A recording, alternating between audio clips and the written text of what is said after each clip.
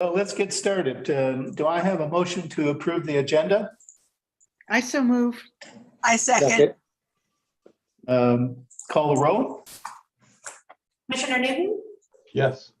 Commissioner Patrick, Yes. Commissioner Burns, Who is that? Did you say Joe Byrne? Yeah. yes. Yes. Commissioner Bennett, Yes. Commissioner Kerr, Yes. Commissioner Knott, Yes. Chair Johnson. Yes. Are there any amendments to last month's meetings? Okay, if not, is there a motion to approve the meetings, the minutes from the meetings last month? I move to accept the minutes as submitted. Second. Second. Call the roll? Commissioner Patrick, Yes. Commissioner Burns, Yes. Commissioner Bennett, Yes. Commissioner Kerr, I have to abstain. I wasn't here. Commissioner Knott, Yes. Commissioner Newton, Yes. Chair Johnson. Yes. This is a quasi judicial hearing regarding the public hearing and consideration of Act 21-01 Clatsop County request for a vacancy of portions of the platted and unimproved Pine and Alder Street right-of-way in Seal Rock Beach subdivision. Of Act 21-01 Clatsop County request for a vacated portion of the platted and unimproved Pine and Alder Street right-of-way in Seal Rock Beach subdivision, according to Chapter 12.21, street lying. I see. Chapter 12.21, street and alley vacated of the municipal code. The property is located on all of Alder Street, lying northerly of the easterly extension of the south line of Lot 7, Block 9, and all of Pine Street, lying northerly of the easterly extension of the south line of Lot 11, Block 10, in the town plot of Seal Rock Beach, Book O, page 77, Clatsop County Town Plot Records in the open space zone. The request will be reviewed under the Cannon Beach Municipal Code, section 12.32.030, street and alley vacancy review criteria in accordance with the ORS 271.005-271.170. Does anyone object to the planning commission to hear this matter at this time? Does any member believe he or she has a conflict of interest or personal bias? Has any commissioner member had an ex parte contact or made a site visit? Made a site visit. Site visit. Okay, staff report. I would like to make a site visit right now.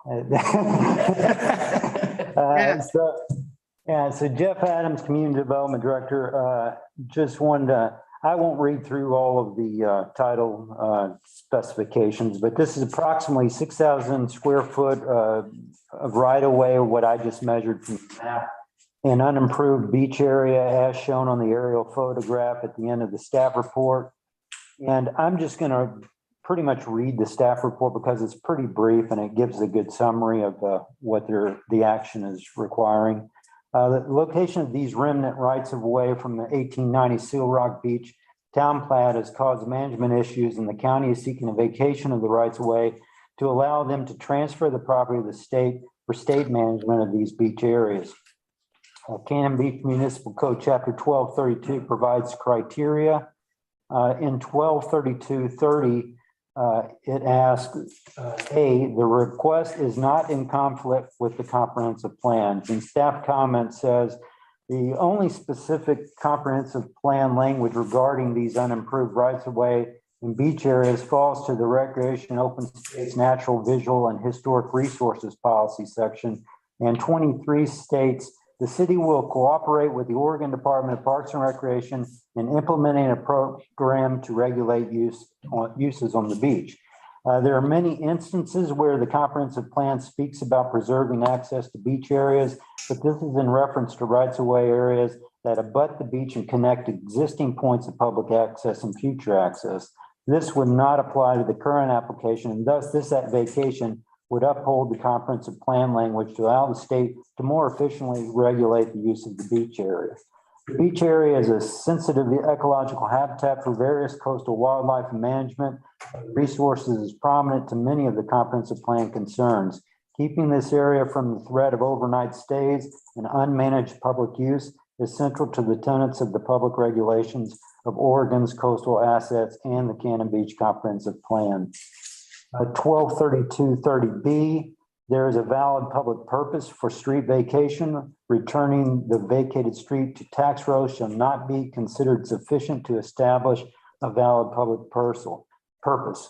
Staff comment, the proposed vacation would transfer unimproved and unplanned for rights of ways which are currently and increasingly becoming under development pressures from any realm of development to the state to be placed in an easement to benefit the citizens of the state by keeping the area more securely as a state recreational asset, and so complies with the criteria. And C, the request will not adversely affect the provision of public facilities and services. Staff comment, there are no public facilities or services in these areas other than the state's ability to manage and maintain recreation, rather than what is currently facilitated through county management of the area. As the applicant states, the state can better manage the beach and prohibit overnight camping, which has been a concern to the adjoining neighborhood. Currently, the county does not have the resources and staff to manage this area of the beach. As the applicant states, this will be a better use of public resources where local resources can't adequately manage such resources. The state is capable and it meets the criteria. D, the request will not have an adverse effect on vehicular access to adjoining property, including emergency vehicle access. Staff comments, the right-of-way in question have no surrounding private property where access needs would be required for future development, so there appears to be no conflict with the vacation. The state operates the beach areas throughout Cannon Beach, and the state and this vacation will not impact those services. As noted by the applicant, all other adjoining streets, right-of-ways within the Seal Rock Beach subdivision located within the city limits have been vacated. The request complies with the criteria. And E, streets which provide access to the ocean beaches or the Colas Creek estuary shall not be vacated unless an equivalent or improved public access is provided. Staff comment, as discussed above, these right-of-ways do not provide access to the ocean beaches and thus do not fall under this section of the comprehensive plan or these criteria. So it meets the criteria. And staff recommendation is that staff recommends approval with the conditions to waive fees. They had requested to waive the fees, and you can see I had said for the benefit of the citizens of the state, I would condition that as a. So what I'm trying to understand is this property is state controlled or state owned? Currently? Yeah. So currently it is a platted street, right? And so they're asking that the city vacate that property. So in other words, it's deeded over to the city with that plat, from my understanding. Now they're requesting us to vacate that.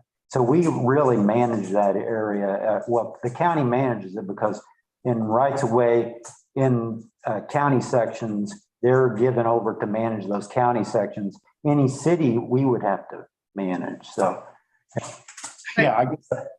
But they're not really managing it, right, Jeff? They're not. Exactly. They're having difficulty managing it, and we would not be managing. Yeah, okay. Because the way I was looking at this, I was just trying to figure out, could somebody actually build on Pine or alder. No, and it's a right of way, so we would not allow that. Yeah. That all thoroughfares wouldn't. Yeah. All right. And so, we also have Serpa online if you have other questions, so she can answer that when we get to that. Okay, then I'll go ahead and finish reading this script here. The pertinent criteria to be considered are noted on the staff report and listed in the criteria sheet on the meeting page of the city website. Testimony, argument, and evidence must be directed towards that criteria or other criteria in the comprehensive plan or municipal code, which the person testifying believes to apply to that decision. Failure to raise an issue accompanied by a statement or evidence sufficient to afford the decision makers and the parties an opportunity to respond to that issue precludes the appeal based on that issue. Prior to the conclusion of the initial evidentiary hearing, any participant may request an opportunity to present additional testimony, argument, and evidence regarding the application. The Planning Commission shall grant such request by continuing the public hearing and leaving the record open for additional written testimony, argument, and evidence. Persons testifying should receive recognition from the chair, state their full name and mailing address, and if appearing in a representative capacity, identify who they represent.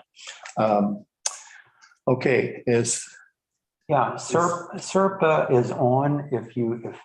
Serpa, what I'll also do is put the map up on the screen. So if you want to reference that, we can share that.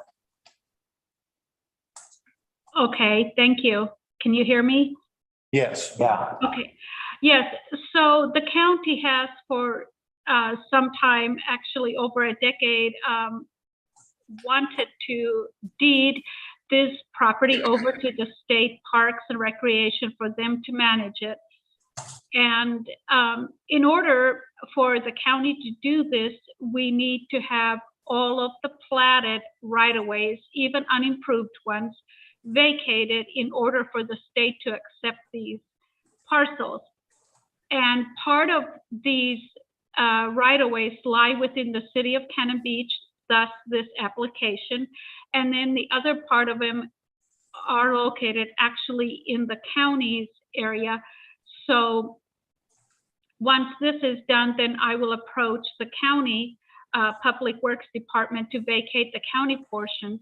And once all of that has been accomplished, then I can bring it in front of the Board of County Commissioners for their decision to deed this property to the State of Oregon Parks and Recreation Department so that they can manage this for the county. And I do have in an email their desire to accept these two tax lots and the vacated portions of the right-of-ways, platted right-of-ways that are unimproved, so that we can accomplish this matter. Serpa, I'm sorry to interrupt you, but could you give your name and, your information? Oh, yes. I'm sorry. My name is Serpa Duas. I am the property specialist for Clatsop County, a political subdivision of the state of Oregon, and I'm their employee. Okay.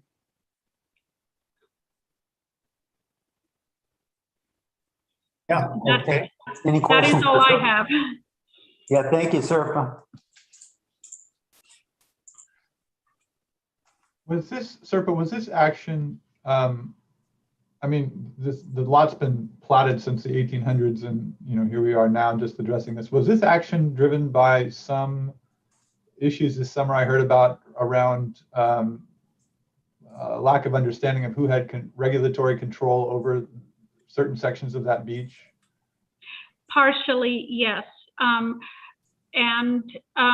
We actually started this process, I believe, in the early 2000s, I think 2002 or 3, but due to staff changes and office changes and not being a priority, it kind of fell to the wayside until some concerns of the neighboring citizens in the last 2 summers, and it just brought it to a head, and we decided it's time to address the issues and handle it. And that specifically was around camping, am I right there? There was some camping there and there was some uncertainty as to whose jurisdiction that camping fell under. That is correct. Okay, thank you. Okay. Any additional questions?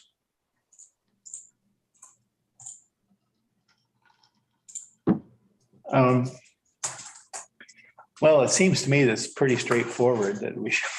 Well, you need to allow pros and cons. Okay.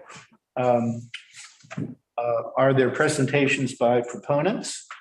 I do think that we have Ms. Moritz and. Yes. All right. Should I go ahead and speak? Yes. Yeah, state your name and mailing address. Sure. My name is Anna Moritz. My mailing address is P.O. Box 84 in Cannon Beach, 97110, and I'm speaking on my own behalf. First of all, thank you for your time this evening. I really appreciate it. And it sounds like you've had an excellent presentation on why this is important. I'm another voice urging you to vote in favor of vacating the City of Cannon Beach rights of way to help protect Crescent Beach. And I would explain why that's important. As you may have noted from looking at the map on the planning packet, we are talking about parcels above Crescent Beach, which is beautiful and pristine. It's north of Chapman Point. And notably, these are the only parcels within the outer boundary of Ecola State Park that are not owned by state parks. So what we can be a part of is making sure that state parks actually has control over all land within the boundaries of Ecola State Park. The importance here with regard to camping is that by state law, camping is prohibited on beaches in front of state parks land, just as it is on beaches fronting City of Cannon Beach land. But camping is not prohibited on beaches in front of county land. So this is why there's an ongoing problem with both single overnight camping as well as people staying for a very long time and essentially living on the beach. Obviously, this is an area with no sanitation, and it's also a very sensitive ecological area. So it means a lot to have people spending time there, especially overnight. I am very, very supportive of the work that Clatsop County is doing. Clatsop County recognized this concern, and they have begun the process of transferring ownership to the parcels to Oregon State Parks, as you heard from SERPA.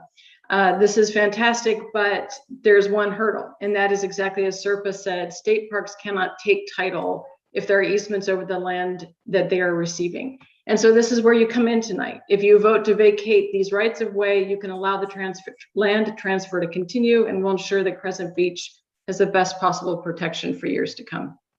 Thank you for your time. Okay, thank you. Are there other proponents? And I can just remind anybody on the computer, they can always raise their hand if they do want to comment. But we didn't receive any other. Oh, okay. Yeah. Okay. Are there any opponents? Okay. Any staff response? I would just further recommend, and Mickey did one of the best persuasive jobs right there. Excellent comments, and then her letter was comments as well were excellent. But I also just amazes me the loopholes people will find. This is amazing to me, and so I highly recommend you to go ahead and vacate that property. Okay. Anybody else have things to comment on or ask questions? Okay, in that case, we're going to close the public hearing and move on to consideration.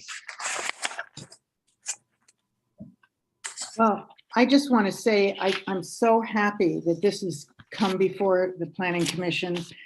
I've hoped that something like this would happen for the last couple of years. I often go to Crescent Beach, and I've been always very distressed to see campers on that parcel right below the mountain, the path that leads up to the upper area through the woods.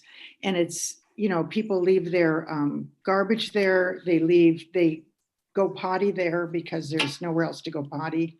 And it's just been, and I personally have called state parks a number of times, and they've just told me, we can't do anything about it. They can't send somebody over there because they don't have jurisdiction.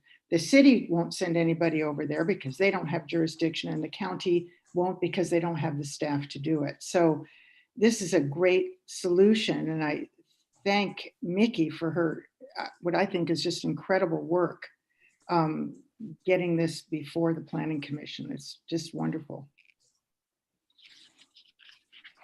I think it's a kind of an aside or a comment. I think this is an example of the sort of thing we've been talking about, Jeff, with, this has been here for however long it's been, a long time, but with an ever increasing access to information and a more sophisticated group of people out there, Cannon Beach has to really focus on updating. I know that we're putting this in motion in updating a lot of our codes and policies, but this is just a great example of something that was okay for a long time, but just doesn't work anymore because people do have so much information and can make it work for or against the city in some cases. So I'm glad to see this also. I'll echo Lisa's thoughts. And I just think it's one more example of Cannon Beach needing to stay right on top of a really rapidly changing public information system. Yeah, well, are there any commissioners that are against vacating this property? I'm kind of amused by it. Well, Because, we work so hard to be a vacation destination. And this is, taking physical form. well, I took the liberty of not using that word tonight. But anyways, I think we're all in agreement here. So is there somebody that will have an amendment? Before Jeff, I'm looking for it now and getting run over by my computer. You had some sort of qualification that you suggested we approve this, but it seemed like you had a qualification. Yeah, I did put a condition to waive the fees. Okay. And I put in this in the draft motion, I put that this agrees with our comprehensive plan. It's usually a good thing to put in there if it's called out in our language. The draft motion's on page 3 at the bottom. It's a really well written. Anybody want to grab it? I'll grab it. I move that, having considered the evidence in the record, we find that the request is not in conflict with the Cannon Beach Comprehensive Plan and does not adversely affect the provision of public facilities, services, or access. And so we move to recommend approval of the Clatsop County application for vacation of portions of platted and unimproved Pine and Alder Street rights-of-way in the Seal Rock Beach subdivision, affecting all of Alder Street lying northerly of the easterly extension of the south line of Lot 11, Block 10 in the town plat of Seal Rock Beach, Book 0, page 77, Clatsop County Town Plat Records, Cannon Beach application number VAC number 21-01 as discussed. And we also, in addition, move to waiving of the fees for the vacation to benefit the citizens of the state. I second. Any further discussion? Okay, let's. Commissioner Burns, Yes. Commissioner Bennett, Yes. Commissioner Kerr, Yes. Commissioner Knopf, Yes. Commissioner Newton, Yes. Commissioner Patrick, Yes. Chair Johnson. Yes. Okay. Now we'll see if we can keep those campers off that beach. I want you all know I just made that up off the top of my head, that whole. Well, it's on the record now. Yeah, right, I just read it Sounded directly great. from Jeff's motion. Okay. Thank you, Serpa. Yeah. Okay, then moving on to the informational items. There's any comments about the tree report? Yes, we do. We have, Jan is on the call. Let me get her on here. Jan, can you hear us? Hello? There it is. Hello. Hi, can you hear me? Yes, Hi. Yeah. Okay, so this is not about not specifically about the tree report for this month. This Okay, is but about, hey, wait. So state your name and mailing address. excuse me, okay, Jan Siebert Warmond, and I am reading something from the Cannon Beach Friends of the Trees. And my Okay. PO box is 778 Cannon Beach, Oregon, 97110. So this is a letter that our group read for the city councilors and the mayor at their regular meeting on September 7th, 2021. And I felt that you might want to hear it as well. As you know, the Cannon Beach Friends of the Trees is dedicated to the growth, stewardship, and preservation of the trees of our community as a living legacy for present and future generations. We celebrate the fact that trees make our town a beautiful, healthy place to live and to visit. Trees have the ability to draw carbon out of the atmosphere and thus help mitigate the negative effects of climate change. Trees are valuable in so many varied ways, and they deserve our respect and protection. Many in our community have noticed an exponential loss of our Cannon Beach trees in the past year or two. In our estimation, this has been due to a combination of factors. Residents are upset that what many thought were strict rules of tree protection have either not been enforced or need to be strengthened even further to achieve the benefit which trees can bring to our community as a whole. Of course, there may be times when a particular tree may really need to be cut down, but it is our hope that this will more and more become the exception rather than the rule, as we work together to develop an ever greater appreciation for our tree population, with clear protections to nurture and retain them, and in the hopefully rare instances where removal is truly necessary, to plant replacement trees as near to their original location as possible. It has recently been brought to our attention that in some communities, before any tree is allowed to be cut down, there is a tree committee review. If approved for removal, a dollar amount is assigned to that tree, and it is not an insignificant amount. A list of replacement trees is provided, as we also do here already in Cannon Beach, and then the city oversees the replanting and requires the property owner to make certain that the tree is well looked after until it gets established. In this approach, trees are treated more like valuable real estate rather than something of little worth. We would like to look into this option for our community going forward. One other item for all of us in Cannon Beach to consider is limiting somewhat the size of new homes being built. The increase in the floor area ratio over the past 30 years has contributed significantly to the loss of many of our trees.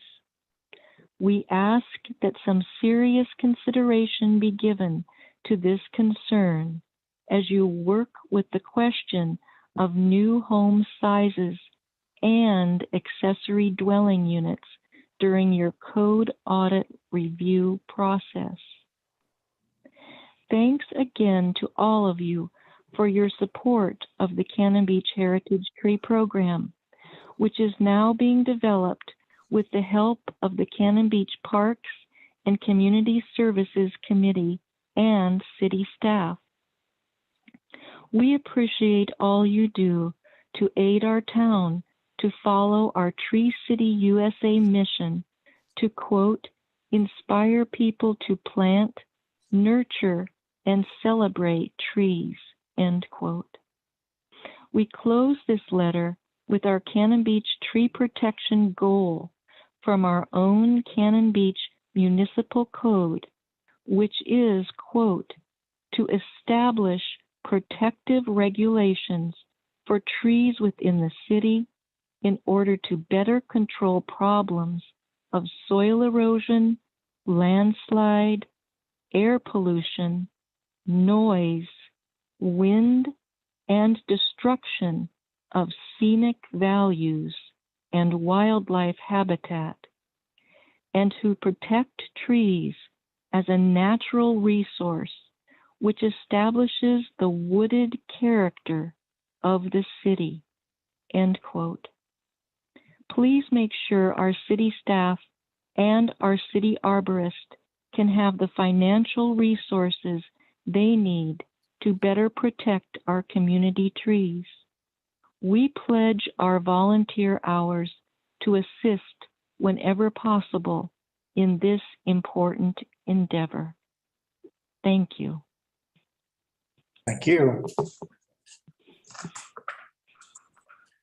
Okay, Thank you, Jan.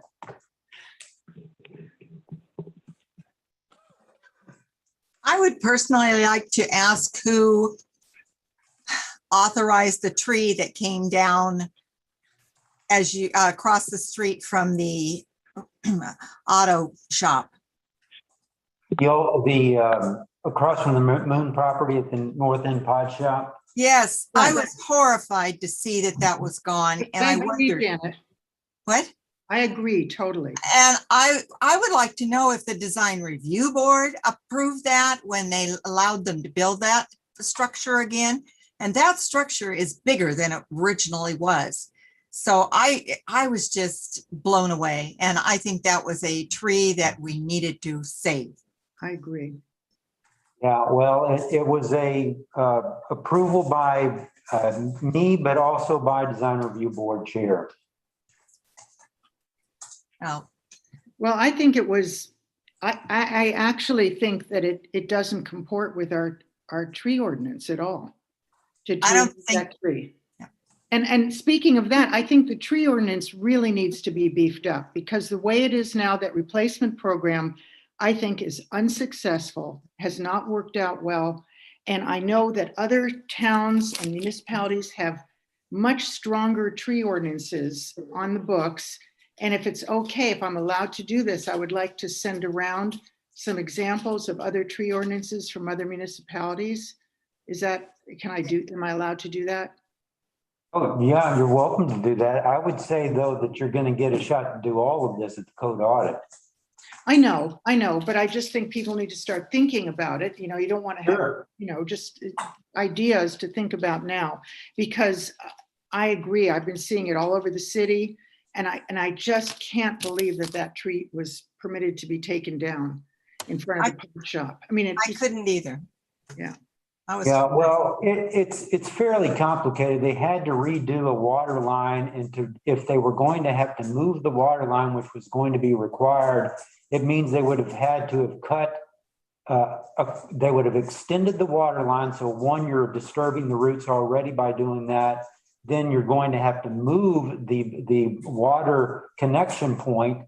And by doing that, then trench across the street. And with each one of those moves, you're disturbing more and more of that root structure. And we don't know what we would find when we trench across the street, and the cost of doing that on top of that. So there were multiple reasons. And the property owner said they would replace it with 2 mature cherry trees. And so, you know, it was a call that I had to make. And so from the advice of the Public Works Director and the Public Works Assistant Director and Design Review Board Chair. Well, there was water there before. So why couldn't they just use the same water? They could not use the same connection and line. They Why couldn't not? do it. I don't know. Ask Public Works. I can't, that's not my department. Ask Public Works, but they could not do that. So that property, is that considered commercial property? Yeah. So, I mean, initially, that project should have come before the planning commission.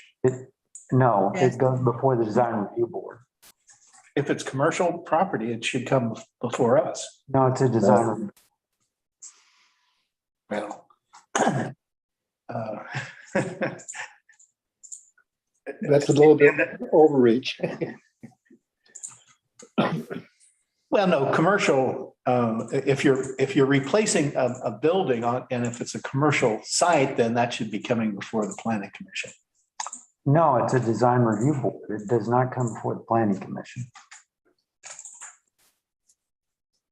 Does the design review board, examine all the ordinances, and do they do conditional uses, and do they do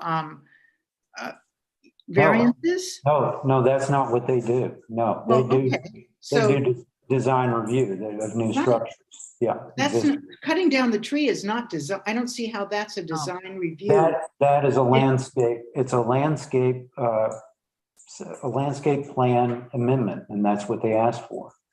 Well, I think that's something that needs to be looked at too in the code audit, because. I guarantee you all of that will be looked at. Okay. I have requested that myself, so. How would you, what sort of, just by way, because this is going to be pretty overwhelming when we get to that place, what would we do differently? What would you suggest we do differently to make sure something like this doesn't happen again? Do you have any ideas on that, Jeff? Oh, for that tree not to be removed?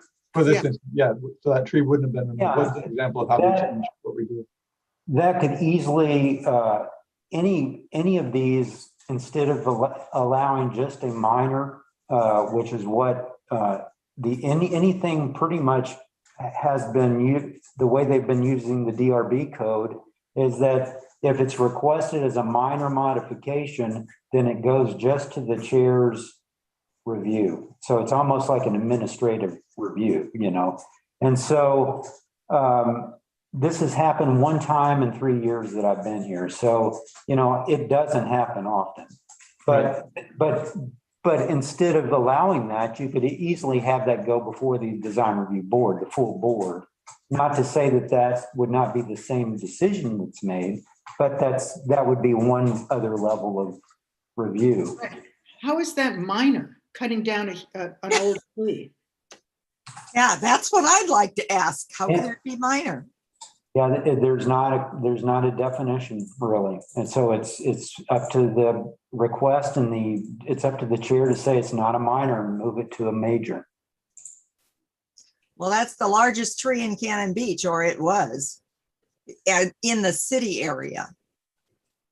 Yeah, I don't think it's minor. And I think that was just a misuse of power. I do. Well, the other thing too is there is equipment that you can bore under the soil if they were going to have to replace those pipes where you didn't have to trench through that area. You could have bored under the ground and just opened up where the connections are. So I think it was, overreach all the way around. But I think it's important that during the code audit that we make sure that that's never going to happen again. I mean, that's not going to replace the tree, but it's a very good example of why it needs to be changed. Yeah. I think we should keep track of those 2 replacement cherry trees and see if they actually get, or if it's another living wall situation. Louis tree. Yeah, well, there's a great segue.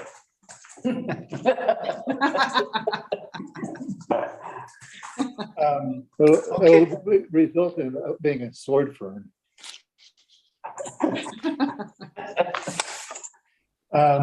Okay, ongoing planning items.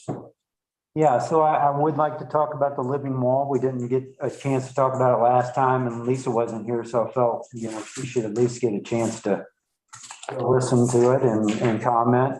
And you know that I appreciate all of your comments on that, on the tree and on the DRB, and I think you did bring it up. And Clay, I think these are important things. And yeah, I will take the fall for any of that in that decision, but I'll be happy to take the lashings once every 3 years if I have to, but it's going to have to change. You will have to change that through the code audit.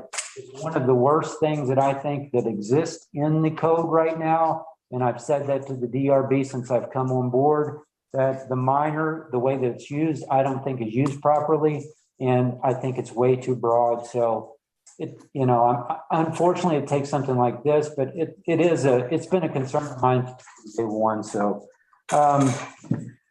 so moving into the living wall, I think it was about just over a year ago that I brought the first report to you. When we took it up to the city council, and the city council requested staff to pursue legal advice on the HOA requirement, and the HOA arrangements and planting plans for the living wall with the current owners. I have done that or follow up with them on that. But as I state in my report here, my memo is that that's run into complications because of the LUVA decision. We have a executive session following this with Bill Kabizman on the LUVA decision and legal matters. So I'll let him also explain some of that. But really what that involved was I contacted the surrounding the property owners that are part of that would be part of that homeowners association that's being proposed. They have some bylaws drafted up and they've sent that to me. But this being was then contested over the common open space, and they said, we're not going to come to any agreement until we find out more about that. It has been appealed again.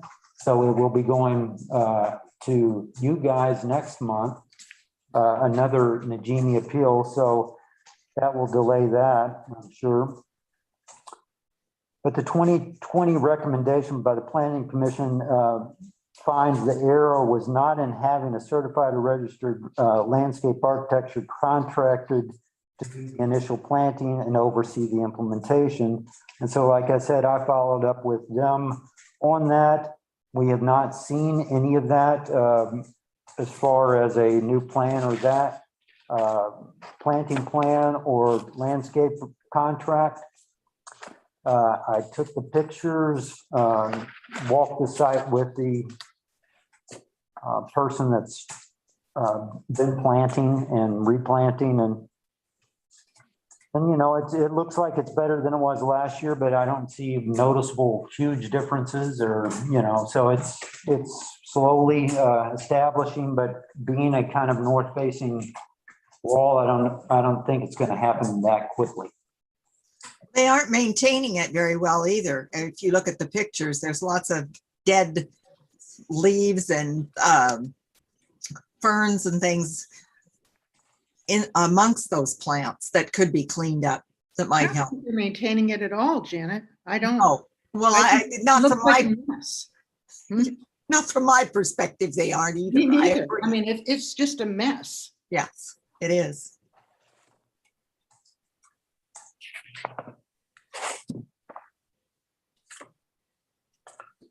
Okay.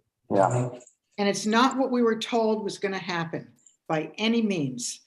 It's not what they said it was going to be. And I just, I don't know how many excuses they can make or we can make for them or what. I mean, they're just not complying, period. Well, yeah, and I commented to the city council quite some time ago that the plant material they selected is not going to cover the concrete there. And I recommended some plant materials that would do that, but they obviously have to be maintained and watered if that's going to happen. And sword ferns is not going to cut it. So anyways, yeah, this thing might go on for another 10 years. So, okay. Anything for good of the order? Yes, I would like to see the city actually have to approve of the size of the tree that they plan to put in. We will. I mean, there are some large trees available if you go out and look. Yeah, there's standards, Janet, that they have to put in the size wise. And so they'll have to go by that standard. Well, I guess I'd like to know what the standard is, because if it's 6 feet, that's not a very tall tree or a mature tree. Yeah, I think that is the standard though. I think it's a 6-foot tree. And where are they supposed to plant it? We haven't been given the revised plan yet of where they're going to put that. So they're allowed to cut down a tree before they even have a plan in place for replanting, replacing? Well, we have, I think it's, I'm trying to remember the landscaper, but we'll meet with her. She's not going to be able to do anything once until all the hardscape and all that is put in anyhow. And so then we'll ask her, where the best sites are for that. So. Do we know who owns that property? Yes, but I don't know if you want to know. I do want to know. Yeah. I don't. Doesn't Najimi own the property? Yeah. I think it was passed from Nicholson to Najimi. I can verify that real quick. 2 sore spots in town. Take wagers. Why? Yeah, Najimi. My goodness. Unbelievable. I would, Janet, were you finished with your point there? I'm finished. I'd like to take a moment to, and I'm going to try to do this without getting choked up, to recognize the passing this week of a very special person in Cannon Beach. Many of you probably know this, but this week Lisa Frazier passed. Who? Lisa was not only my neighbor and a friend, but for me, she was a part of what made Cannon Beach such a special place. Lisa stood before this body with many issues important to her and other people, other full-time residents of Cannon Beach. And even though she lovingly called me a faux timer, I promise I'm not going to forget those issues that were important to her and to the residents of this great city. I will miss you, Lisa.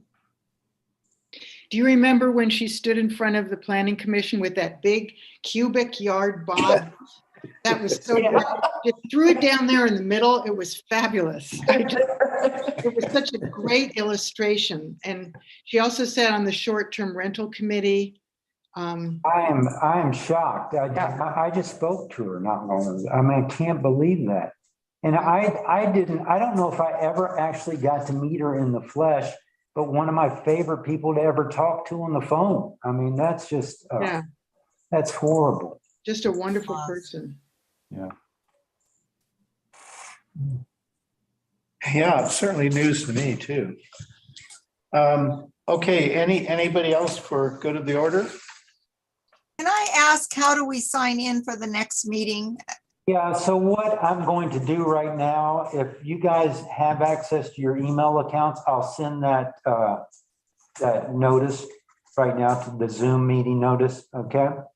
And you guys just log back in, then you have, how's it done? So let me grab this paper up here. So Daryl needs to read this in a live session Okay. and then we'll adjourn to executive. Yeah, we have a special process we have to go through, but I'm going to be sending that right now. So, and I just sent it to Bill, so he's aware of it. So you just need to say we're going into executive session, read that statement.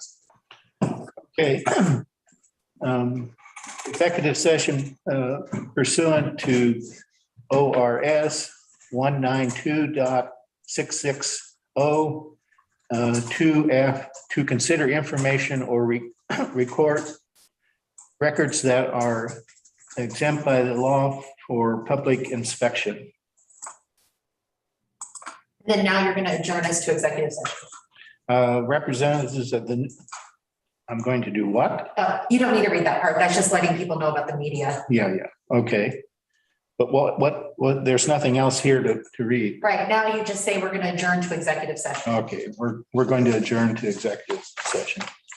Okay, and so I just sent everyone the email, and if you can log back in at that number, did everyone get that? I just got it, yeah. Have to leave. Okay, great. Well, So that's we new. leave and log back in?